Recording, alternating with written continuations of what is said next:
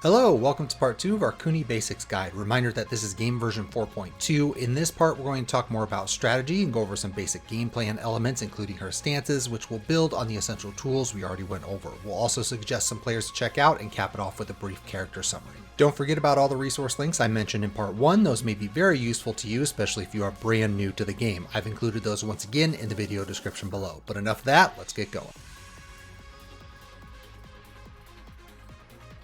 Before we talk about Kuni's bread and butter, let's talk about some more minor items. To start are two quick neutral options to mention, up back 3 and up 3. Up back 3 quickly goes enough to the side, in addition to the little hop, that it can be useful to get you out of jams. It infamously nullifies certain characters' offense too, like Josie's switch stance. Up 3 is a big jump, typically useful for the side switching potential, but because it can be awkward to punish because of her crouch recovery, the risk is a lot less than you might think. Both are situational, but useful. Her Musasabi or Muse is another jumping option in this vein. It has two attacks that are not a mix-up, or you can do an empty flip to go into full crouch. If your opponent is not reacting very fast to it, you may be able to do some cheeky stuff like doing it as a transition from set, but don't expect to get serious mileage out of it. Katon or Cat, on the other hand, is kind of a comprehensive bait stance. Comprehensive in the sense that you have counters for a bunch of different scenarios, but they all largely rely on your opponent attacking into it. Cat 2 and 3 are probably most notable and most common because of their evasive properties. Cat 2 gives less reward but is safer. In terms of pure speed traps, Cat 1 is a safe mid that gives a true plus 12 on counter hit, which can lead to some nasty damage, especially at the wall. Your Soul Low is pretty lackluster since it's not evasive and does low damage unless you get a counter hit, but trying to go for the counter hit follow-ups is very risky. Everything else is transition stuff, so if you want to use Cat, take your pick of Cat 1, 2, or 3 if they're swinging at you. Otherwise, if they're playing defensive, best to transition to set or back turn for some mix-ups. But speaking of back turn, this is actually a primary mix-up tool for Kuni, and thankfully pretty simple. We're going to ignore back turn 1 and back turn 2, 3 because back turn largely boils down to a couple of other things. Back turn down 3 is the good toe kick, so very fast, plus 3 on hit, solid tracking and range, high crushes, and only -11. If you need a chunkier low, back turn down 2 also high crushes and is still unseeable at I-17, also plus 3 on hit and a counter hit knockdown. Also a weapon attack, so unparryable. This is probably the attack most opponents are watching out for. You have two mid launch options with back turn up forward 4 and back turn forward 1+2. Both are -12, but back turn forward 1+2 is more consistent with range, although back turn up forward 4 is faster and low crushes. Note that if they really don't want to duck, you also have a true grab 50-50 with back turn 2+3 and 1+4. Different breaks, but they look the exact same.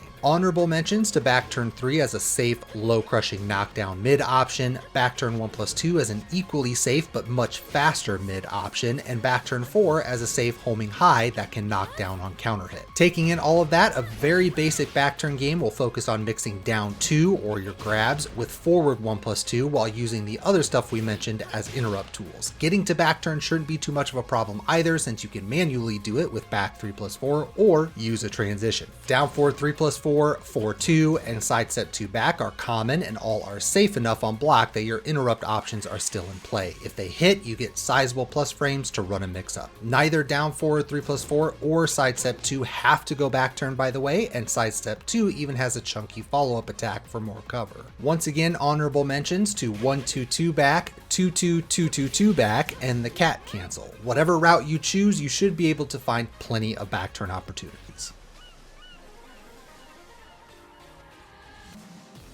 The reality for Kuni is that her neutral low pokes are pretty bad, her plus on block attacks are really slow, and she lacks those really fast, nasty close range counter hits that you need for pure pressuring. But she's a generally fast character, she's small and shifty, has a great backdash and a solid punishing kit, so creating space is her strongest strategy. Once you have that space, you can of course just look for a whiff punish opportunity, or you can choose select moments to quickly close the distance and force one of her strong mix-ups. Both things are possible because she has a solid kit of rangy punishers and approach tools, all of which we went over in essential moves, and she has an excellent dash tool with her Setsu Nagake or Set. Set is thankfully pretty simple since it only has a few options. Set 2 is easily the most common tool since it's a fast, safe mid that gives a counter hit launch. The Set dash itself is fast too, so a tool like Set 2 is lethal. There's also a jab-like option with Set 1-2. It's faster than Set 2 and has options that will remind you of your 1-1 string, so multiple safe routes, including both a plus on block attack and an anti-step attack. The obvious mix-up in set is between set 3 and set 4. Both are the same speed, which is relatively quick. Set 3 is the low, very unsafe and only 0 on hit, but it high crushes and can counter hit launch. Set 4 is the exact same move as neutral back 4, so a little mid poke that goes back turn. It has a follow-up attack that's different from its neutral counterpart, but still important to freeze your opponent since set 4 is -8 on block, so not ideal for back turn games unless your opponent commits to defending.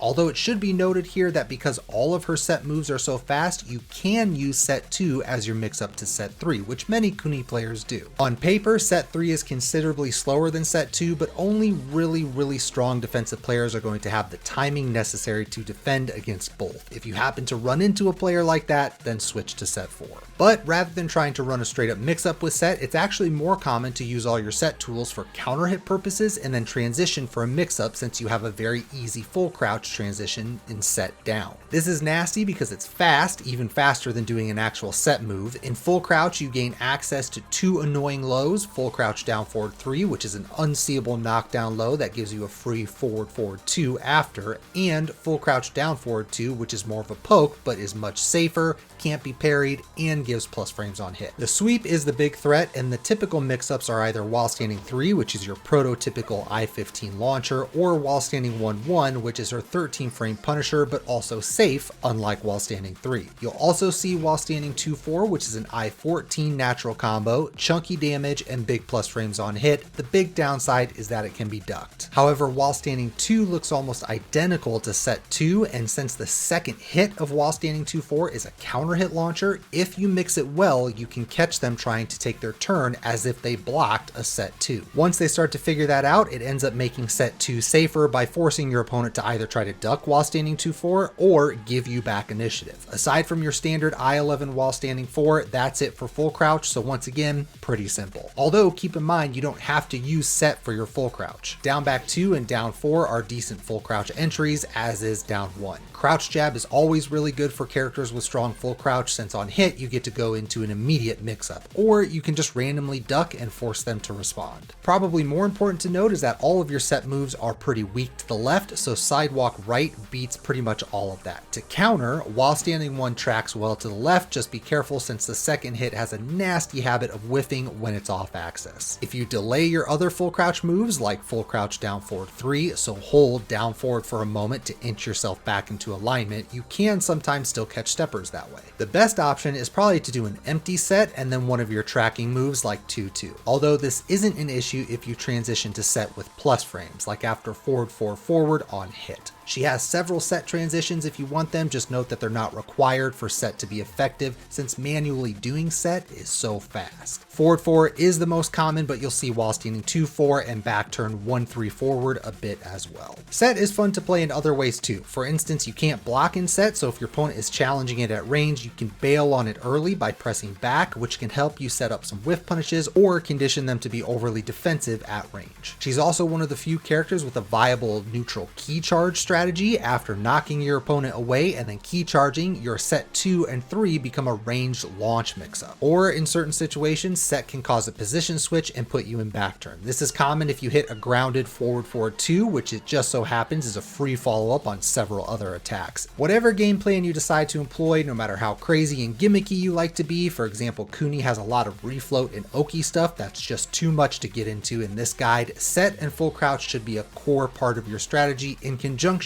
with the standard stick and move neutral that all characters have to play, but definitely also get funky.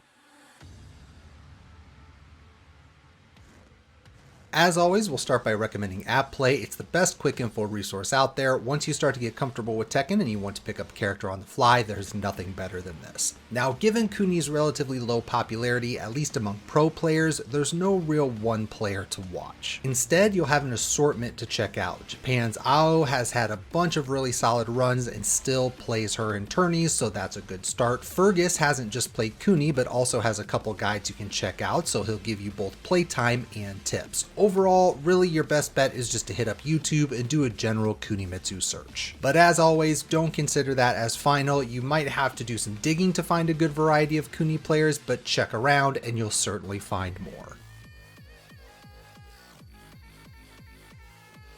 This brings us to the end of our guide. Although you won't find many Kunis in the wild, you'll find that she's a remarkably strong character because the things that she does well are the things you need in Tekken to be good. Movement is a big one. Since she's small, she has a naturally small hurt box, and she also has one of the best backdashes in the game. Then conversely, range should never really be an issue for you, which is important since her mix-ups are scary but require you to get in close. So despite lacking traditional pressure tools like scary plus on block attacks or high quality neutral low attacks, she has the tools to bring her powerful mix-ups into play. And her poking is perfectly fine since she's pretty safe in that category, so no issues there. Also, the cherry on top, since there are so few Kuni players out there, you'll run into more easy wins than most characters thanks to a lack of matchup experience and knowledge. So keep at it, and I wish you the best of luck in your training. And with that, thanks for checking out this video. Don't forget to like, subscribe, and turn on notifications here on YouTube so that you get alerted when a new video drops. Twitch and Twitter links are also down below. Lastly, huge thank you to our patrons. The more support we have, the more resources we can devote to channel content. So again, I can't thank everyone enough for considering supporting the Patreon. Stay safe, everyone, and we'll catch you next time.